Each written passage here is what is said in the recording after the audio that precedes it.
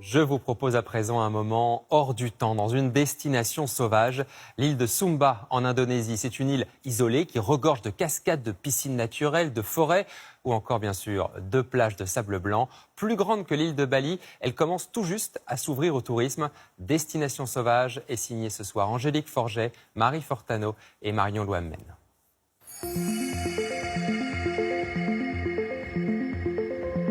Entre l'océan Pacifique et l'océan Indien, au cœur de l'archipel indonésien, l'île de Sumba est un paradis méconnu des touristes. Une terre isolée où la nature est préservée. 11 000 km² de collines, de forêts, de plages de sable blanc et d'eau turquoise. Un décor majestueux que ne cesse d'admirer Amoueti, 34 ans. À marée haute, il y a pas mal de poissons. Ce pêcheur est un enfant de l'île et il ne changerait d'endroit pour rien au monde. Je suis vraiment heureux de vivre dans cette très belle île. Le matin, je vais à la mer, je peux pêcher pour ma famille. Je suis heureux de cette vie-là. Une île au trésor qui appartient encore pleinement à ses habitants. 3 fois plus grande que Bali, Sumba accueille 150 fois moins de touristes. Il y a 15 ans, cet hôtel de bord de plage a été l'un des tout premiers à ouvrir. Tiens, un étoile dessous le plat. Robbie Raja en est le responsable. Aujourd'hui, à cause du Covid, son établissement est presque vide. Mais même avant l'épidémie, il faisait rarement le plein de clients. Son taux d'occupation ne dépassait jamais les 60%. C'est sûr que par rapport aux hôtels de Bali, ici c'est tout petit. Mais c'est très bien comme ça.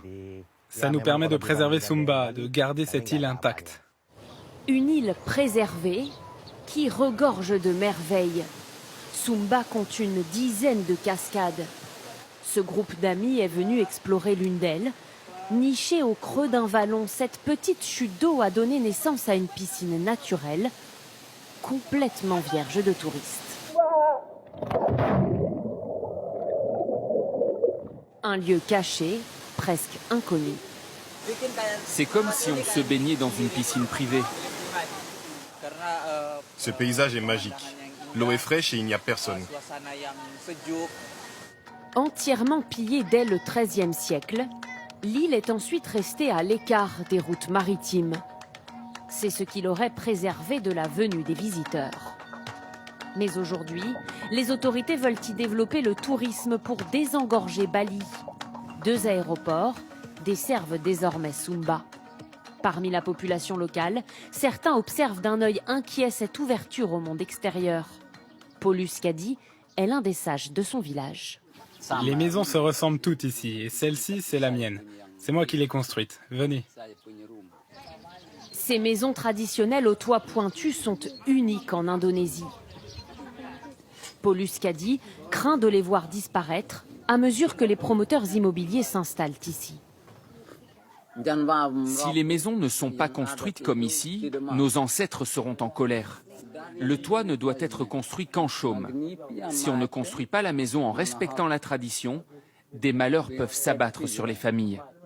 Sumba, une île authentique, mais pour combien de temps encore? Thierry Glière, originaire du Vaucluse, est l'un des rares étrangers à vivre ici. Il a ouvert il y a 2 ans un centre de plongée. Donc ici, nous avons les gilets de plongée. Le seul de tout l'île. Je me sens un petit peu comme Cousteau, on va dire, à explorer les sites où je sais que personne n'est déjà allé. 2 fois par semaine, Thierry Glière plonge seul. Les fonds marins ne sont qu'à quelques brasses de la plage. Sous l'eau, la faune et la flore continuent de l'émerveiller. Un plancher océanique encore méconnu qui pourrait attirer dans les prochaines années des plongeurs du monde entier. La plongée à Sumba, c'est vraiment nouveau.